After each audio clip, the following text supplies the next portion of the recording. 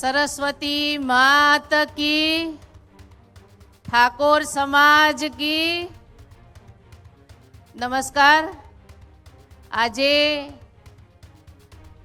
एक महासम्मेलन નું આયોજન કર્યું છે।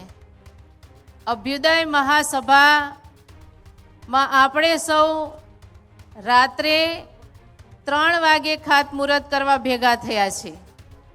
સમય 3 વાગ્યાનો છે, પણ આપણે બધા 12 વાગ્યાથી અહીંયા આવવાનું શરૂ કર્યું છે। એટલે એમ કહી શકાય કે આપણે એક ઐતિહાસિક ક્ષણના ભાગીદાર બનવા માટે આખી રાત પણ જાગીએ એમ છે।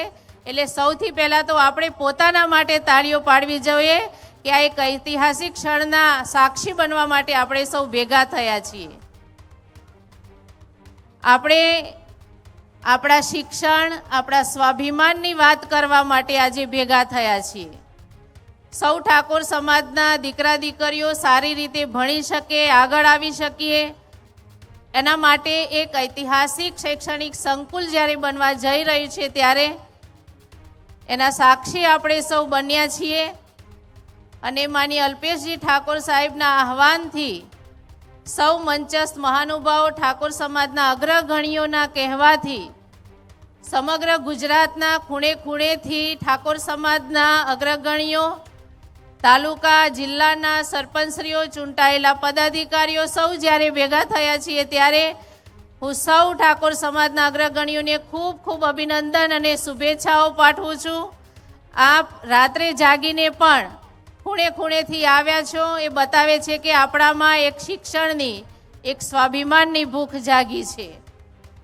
હમણાં આપણે જોયું કે થોડા સમય પહેલાં ઠાકોર સમાજના વકીલોએ એમનું સ્નેહ મિલન રાખ્યું હતું અને ખૂણે ખૂણેથી ઠાકોર સમાજના વકીલો ભેગા થયા હતા।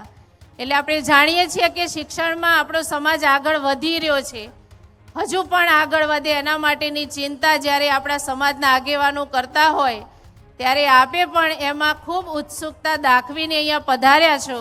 એટલે આપને ખૂબ ખૂબ શુભેચ્છાઓ પાઠવું છું। આવનારા સમયમાં સમાજ ખૂબ આગળ વધે અને શિક્ષણમાં કે કોઈ પણ ક્ષેત્રમાં કે ધંધાકીય ક્ષેત્ર હોય, પોતાનું સ્કિલ ડેવલપમેન્ટ કરીને પણ આગળ વધે એના માટે ઠાકોર સમાજના સૌ યુવાનોને, દીકરા દીકરીઓને, આગેવાનોને ખૂબ ખૂબ શુભેચ્છાઓ પાઠવું છું।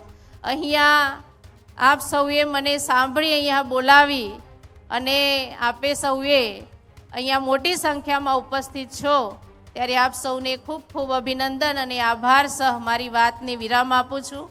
ભારત માતા કી જય, વંદે માતરમ, જય જય ઠાકોર સમાજ।